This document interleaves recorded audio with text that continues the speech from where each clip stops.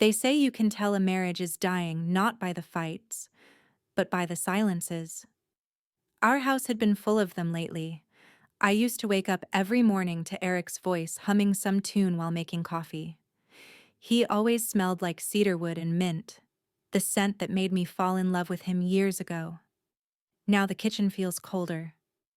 The music stopped. Even the coffee tastes bitter. He says it's stress, work pressure, deadlines, clients. But sometimes I catch him smiling at his phone. And those smiles aren't for me. We've been married for 7 years. 7 years of late-night projects, weekend trips, building a home together, literally and emotionally. We were supposed to be unshakable. Yet lately, Eric feels like a stranger sleeping beside me. He's polite, detached, always busy. I try to talk, to bridge the gap. He nods, listens, even squeezes my hand sometimes. But his eyes drift somewhere else. Maybe I'm just overthinking, I tell myself. Every couple hits rough patches. Then came the Friday that changed everything. That morning, my car refused to start. Battery dead. Eric was running late for work as usual. He tossed me his keys without a thought. Just take mine, babe. I'll get a ride from Tom later. Simple, harmless gesture, except it wasn't. Half an hour later, I was in his car, adjusting the seat, humming softly. Then I dropped my phone. It slid under the passenger seat. When I reached down to grab it, my fingers brushed something sharp, a small rectangular box. Curious, I pulled it out. Durex, a box of condoms. 5 inside. Unopened. Neat. Hidden. Waiting. My mind went blank for a second. Then the shaking started. We haven't used condoms in years. Eric got a vasectomy after our 3rd miscarriage. It was a painful chapter for both of us. The loss, the guilt, the slow healing. After that, protection wasn't needed. So, who are these for? I sat there, staring at the box, my heart pounding so hard I could hear it. Then I noticed something strange. A faint pink smudge across the flap. Lipstick. Not mine. When I got home, I didn't cry. I didn't scream. I sat at the kitchen table for an hour, staring at the tiled floor.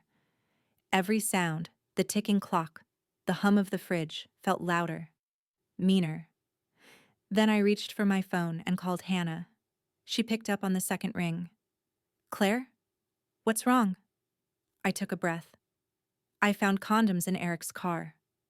There was a beat of silence, then a low whistle. Oh, honey. I don't know what to do, I said quietly. I can't just accuse him. What if I'm wrong? Hannah laughed dryly. Claire, you're not wrong, but don't confront him yet. You want the truth? Let him hand it to you. Her tone was sharp, almost mischievous. I'm serious, I said. I'm not looking for drama. I just want to know. And you will, she replied, but not by yelling, by being smarter. After we hung up, I opened the fridge, not because I was hungry, but because I needed something cold to stop the heat rising inside me. That's when I saw it. A glass jar of my father's homemade chili sauce, the kind he made once a year, fiery enough to make your lips burn for an hour. He used to joke, a little spice keeps the devils away. I stood there, staring at that jar, and something inside me clicked. If Eric wanted to play games, then I'd teach him how it feels to lose. That evening, I waited until Eric was asleep. He snored lightly beside me, peaceful as a man with nothing to hide. I sat up, heart racing, and slipped out of bed. Downstairs, I put on gloves, took the box of condoms from my purse, and unscrewed the jar of chili. The air filled with that sharp, burning scent, a mix of garlic, heat, and vengeance. I dabbed a cotton swab into the oil, coating the insides of each condom carefully, like painting a secret message. Then I resealed the box, wiped it clean, and tucked it back into my handbag. Tomorrow, it would go right back under his car seat. The next day was torture. Eric was his usual self, distant but polite. He kissed my cheek before leaving, like he always did. Only this time, I felt nothing. I waited until the garage door closed, then slipped the box back where I'd found it. As I walked back to the house, my hands trembled. Not from guilt, but from anticipation. I wasn't proud of what I'd done, but I needed to know. And sometimes, the truth only surfaces when it burns. That night, Eric came home late.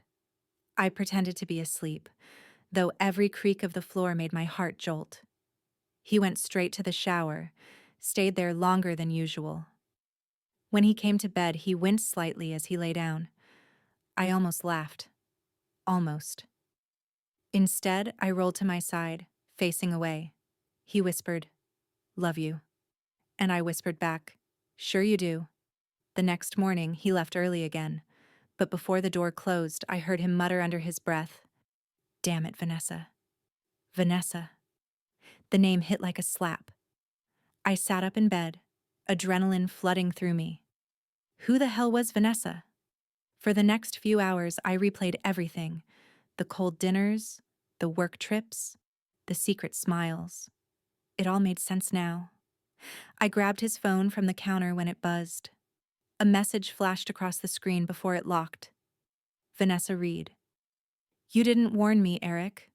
I can't even sit down." My breath caught. The chili worked. But this wasn't satisfaction. It was confirmation. And confirmation hurts deeper than suspicion. I sat there for a long time, phone clutched in my hand, staring at his contact photo. The man I married, the man I thought I knew. Somewhere between our shared dreams and his double life, I'd lost him. And maybe I'd lost myself too. But I wasn't done yet. If Vanessa Reed wanted to play a part in this story, then she and I were going to meet face to face. I found 5 condoms in my husband's car. I coated them with chili. And now, the woman on the other end of his phone is about to find out that I'm done being the fool. When I saw her name, Vanessa Reed, flash across Eric's phone, I felt something inside me go very still. Not rage, not sadness, just a kind of clarity. Because for the first time in weeks, I knew where to aim my pain. I didn't touch his phone again. I wanted him to believe I knew nothing. Let him think I was still blind. That's when men like Eric make their mistakes. But inside, my mind was already building a plan. I searched her name online that afternoon. No social media under Vanessa Reed, at least not the kind of profiles a mistress would keep public. But then I remembered. Eric worked at Helix Advertising. I typed Vanessa Reed Helix Advertising into the search bar. There she was, smiling in a staff photo, confident, poised, dark hair pulled into a sleek bun, black suit, a marketing analyst, single, lives downtown. And suddenly, she wasn't just a name, she was a face. The kind of face you remember. That night, Eric came home early. He was wearing a new shirt, pale blue, and a faint trace of perfume that wasn't mine. "Hey," he said casually, dropping his keys. "You okay?" I looked up from my laptop. "Yeah, just working." He smiled, too easily. "Good. I'm meeting a client tomorrow, might be home late again." "Helix client?" "Yeah." "Vanessa Reed?" I asked softly. He froze for half a second, then laughed. "Wow. You remember names, huh?" "I do," I said. Something flickered in his eyes, a quick, nervous flash. Then it was gone. He leaned in, kissed my forehead, and said, "Don't wait up." When he went to bed, I couldn't sleep. I kept replaying that look, that half second of panic before he laughed it off. I picked up my phone, stared at Vanessa's picture again. She didn't look like a homewrecker. She looked professional, confident, the kind of woman Eric used to admire before we got married. the ones who always seem 2 steps ahead. Still, the text was there. You didn't warn me, I can't even sit down. Whatever she wasn't innocent. And if she thought I'd just sit quietly and watch my marriage rot, she was wrong. The next morning, I texted her. Not from my number, from a new one. A simple, cold message. We need to talk. It's about Eric Dawson. She didn't reply for hours. I started to think she'd ignore me. Then, at 3:17 p.m., my phone buzzed. Vanessa. Who is this? Me. His wife. A pause. Then 3 dots. Then, Vanessa? Meet me.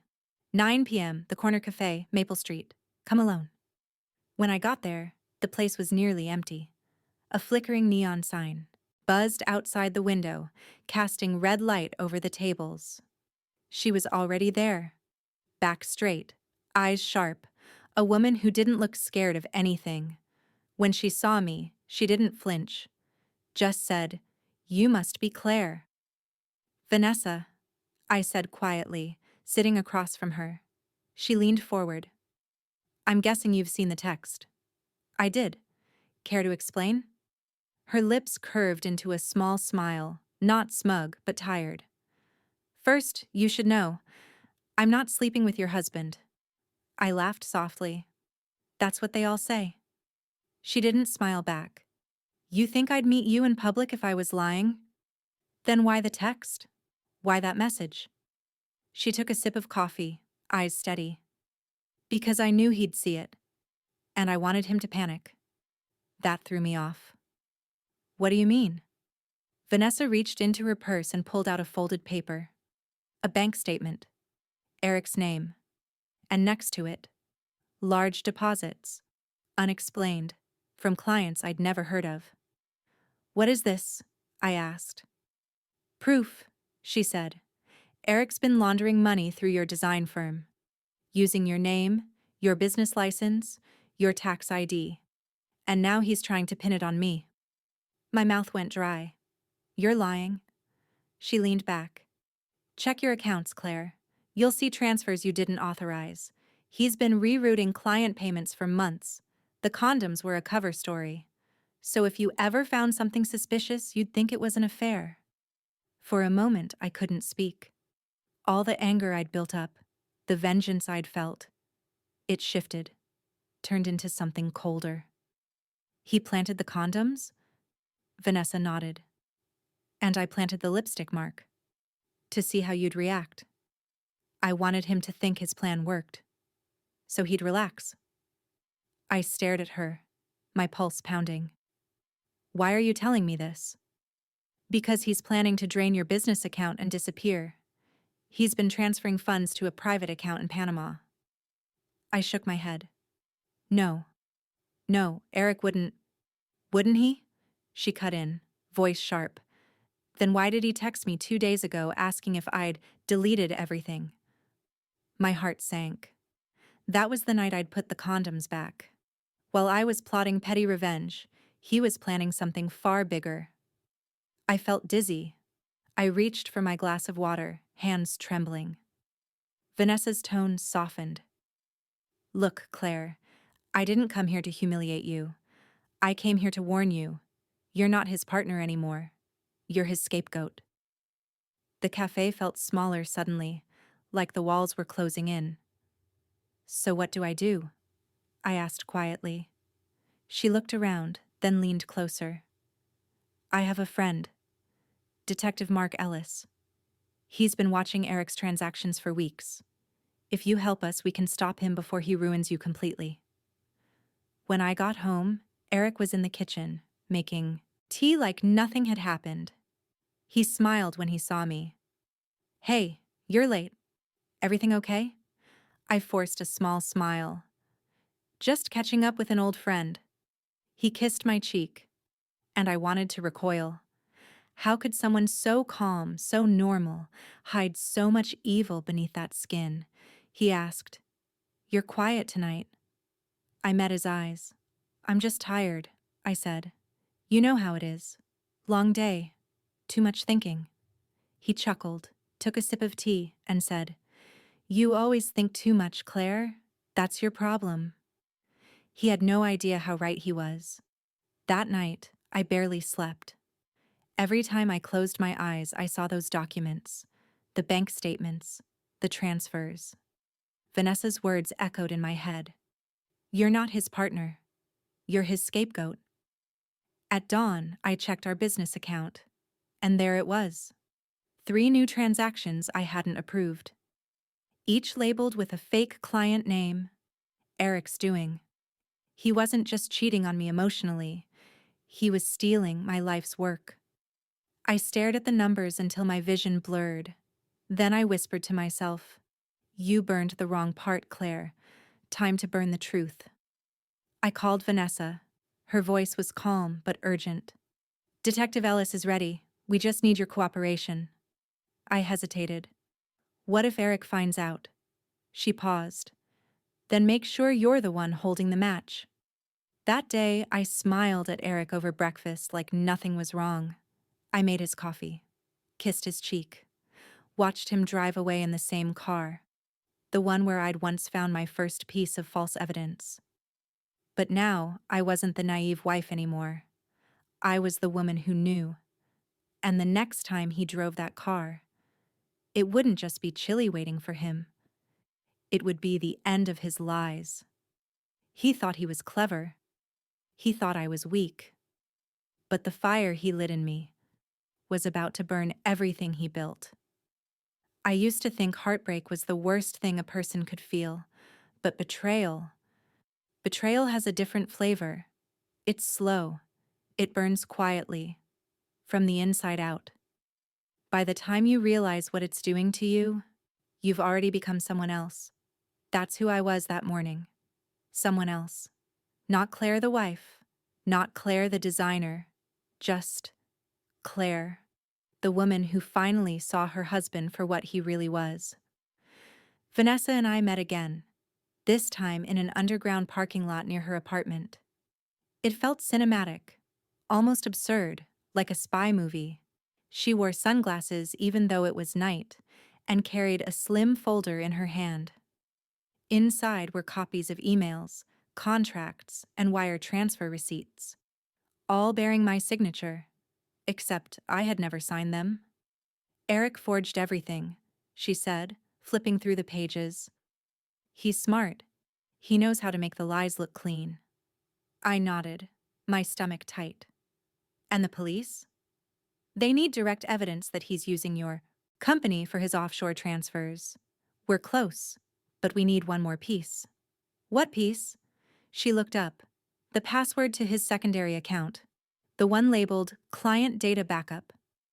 Detective Ellis thinks that's where the hidden ledger is. I took a slow breath. And just like that, the revenge I'd started out of jealousy had turned into an operation. That night, I waited for Eric to fall asleep. He always left his laptop open on the nightstand, a habit I'd once found endearing. Now it felt like my only weapon. I sat on the edge of the bed, my pulse loud in my ears. His laptop screen glowed faintly in the dark. The login was simple, Eric Dawson 85, but the password? That was the puzzle. He used phrases that meant something personal, little inside jokes between us. Then I remembered.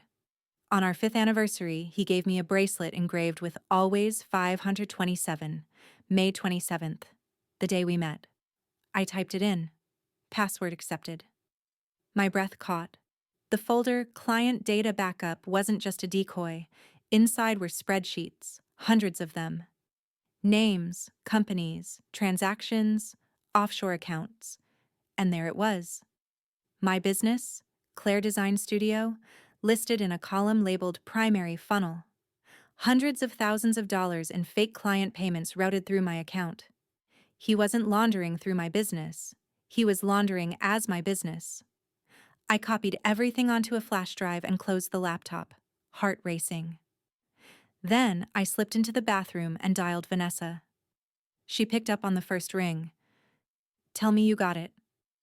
I did, I whispered. All of it. Perfect. Meet me tomorrow at noon. Detective Ellis will be there. Vanessa, Thank you. There was a pause. Don't thank me yet, she said quietly. You still have to face him. When I returned to bed, Eric stirred. He looked half awake. Where were you? Bathroom, I said softly, sliding under the covers. He smiled sleepily. You okay, babe? I studied his face. The man I'd loved, trusted, and defended. The man who was about to lose everything. Yeah, I whispered. I'm perfect. The next day, I arrived at Vanessa's office. Detective Ellis was already waiting, tall, composed, the kind of man who looked like he'd seen too many lies to be surprised by anymore. He greeted me gently. Mrs. Dawson, thank you for cooperating. We've been trying to pin this guy for months. I handed him the flash drive. Everything you need should be here. He nodded, sliding it into a secure bag. This will do it. Once we match these transfers to his IP and bank activity, he's done. I exhaled, relief, fear, and something close to grief. When I got home that night, Eric was in the living room, a glass of whiskey in hand. He smiled faintly when I walked in. Rough day? You could say that. He leaned back.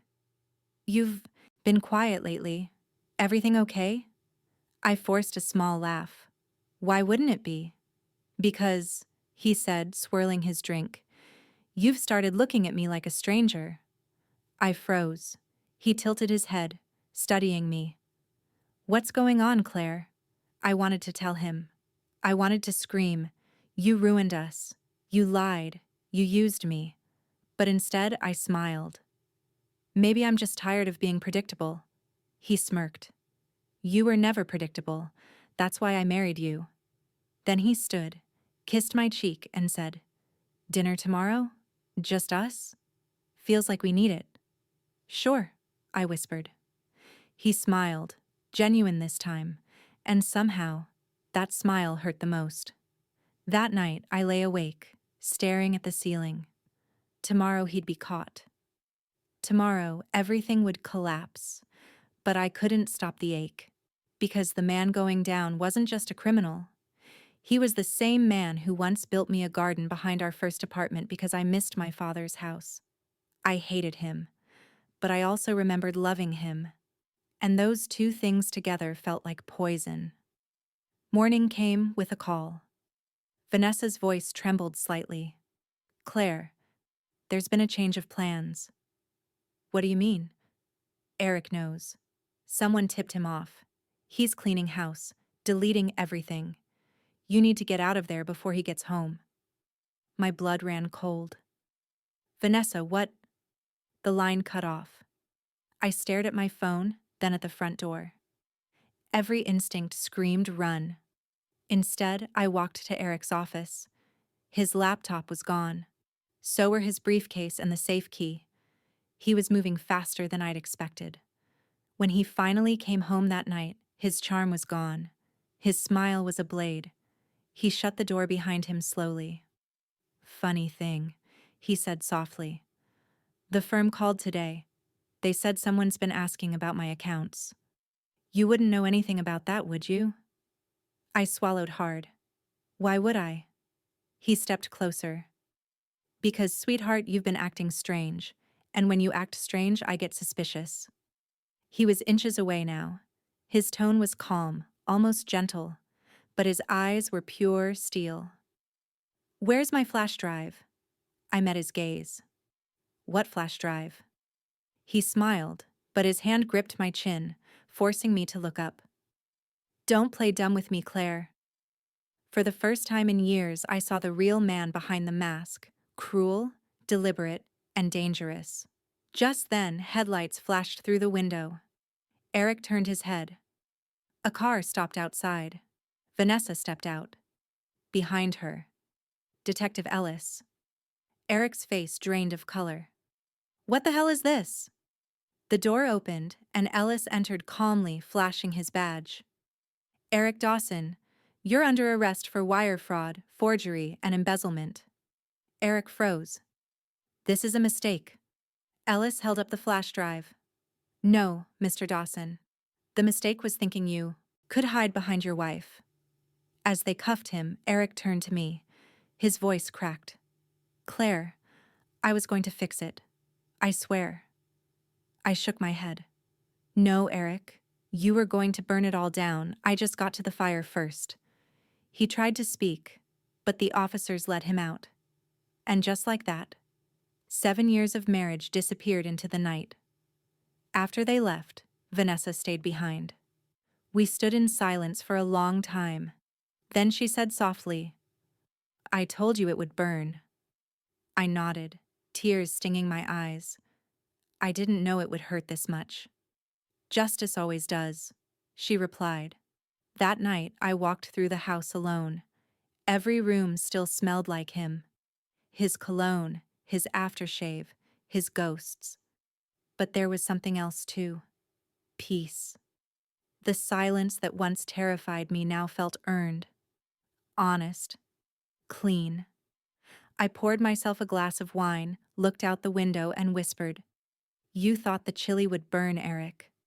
But it was the truth that scorched you to the bone. They say when you burn something to ashes, you destroy it. But that's not true. Sometimes, you free it." The night Eric was taken away, the rain came down hard. It was one of those storms that shake the windows and make you feel like the world itself is sighing. I sat by the living room window with a blanket and a glass of wine, watching the lightning flicker across the sky. The house had never felt so quiet. No arguments, no secrets, no lies humming beneath the surface. Just me, and the sound of rain washing everything clean. The next morning, Detective Ellis called. His voice was calm, professional, but there was an undertone of empathy. "We've confirmed the full scope of his activity, Mrs. Dawson.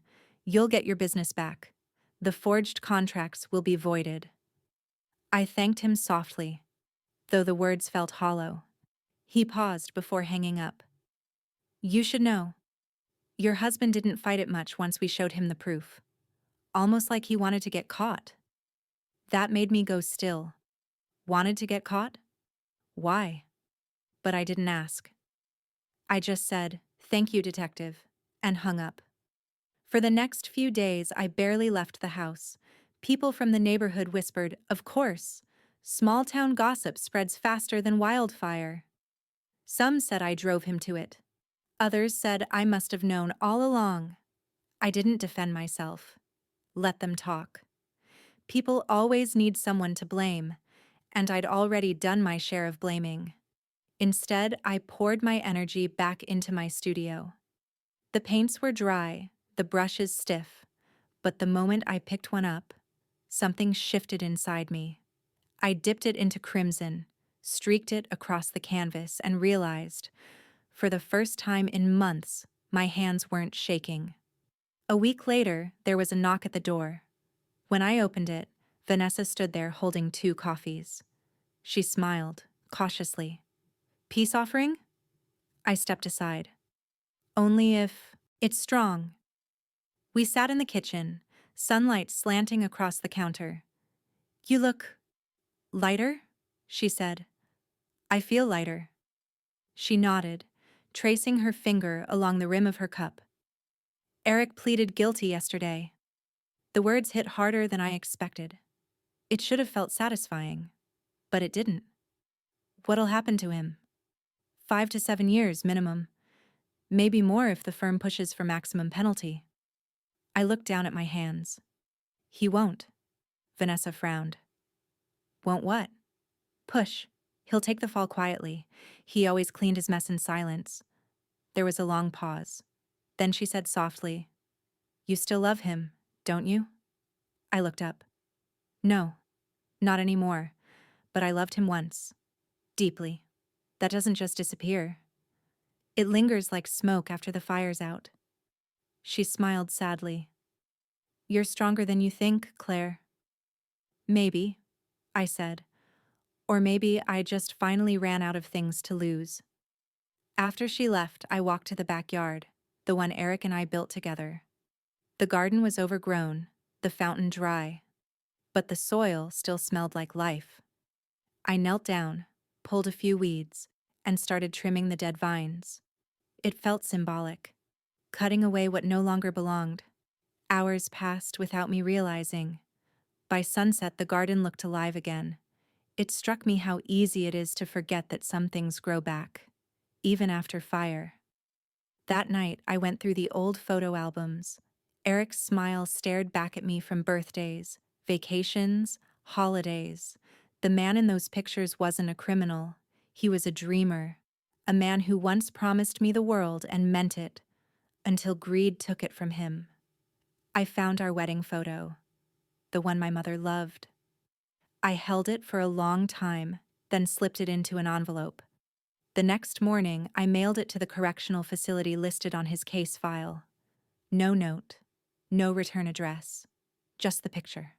A memory of who he used to be, not as forgiveness, but as a reminder. Weeks passed. I started painting commissions again, this time with colors I hadn't touched in years. Golds, deep reds, and silvers. People began calling, asking if I was taking clients again. Business returned, slow but steady. Vanessa and I stayed in touch. She helped me restructure my company legally, ensuring no one could use my name again. She even brought me lunch sometimes, and we'd laugh about the absurdity of it all. Two women connected by a lie that nearly destroyed them both. Then one afternoon, as I was closing the studio, my phone buzzed. An email. From Eric Dawson. Subject: for what it's worth. My heart skipped. I opened it. Claire, I don't expect forgiveness. I just wanted you to know the truth. I wasn't planning to run. The money was meant to pay off debts I didn't want you to know about. I thought I was protecting you. When I realized how far I'd gone, I didn't see a way back. You deserved better than what I became. I hope one day you can look back and remember the good before the ruin. Eric. I read it twice. 3 times. The anger came back for a moment, then softened into something else. Regret. Not for losing him, but for the version of him that could have been saved if either of us had spoken sooner. Months later, I opened a new gallery downtown. I called it The Fire Within. The centerpiece painting was the one I'd started the day after he was arrested. Streaks of red, orange, and ash gray, twisting upward like a flame reaching for air. At the bottom, I'd signed one line beneath my name. Some fires destroy, others reveal. People stopped in front of it often, some even cried. And when they asked me what inspired it, I'd smile and say, a marriage that burned, and a woman who learned how to walk through fire without turning to ash. Sometimes, I still think about the night I found those condoms in his car.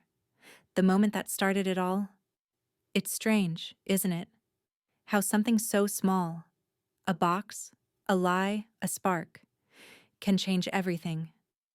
But I don't regret it anymore, because that moment didn't break me. It revealed me. I'm not the woman who doubts herself anymore. I'm not the wife who waits for answers. I'm the woman who creates them. He thought I'd crumble. He thought the fire would destroy me. But all it did was teach me how to rise. If you've ever walked through betrayal and come out stronger, you know the kind of fire I'm talking about. Tell me in the comments. Would you have done what I did? And don't forget to subscribe, because next week's story proves sometimes revenge isn't about getting even. It's about getting free.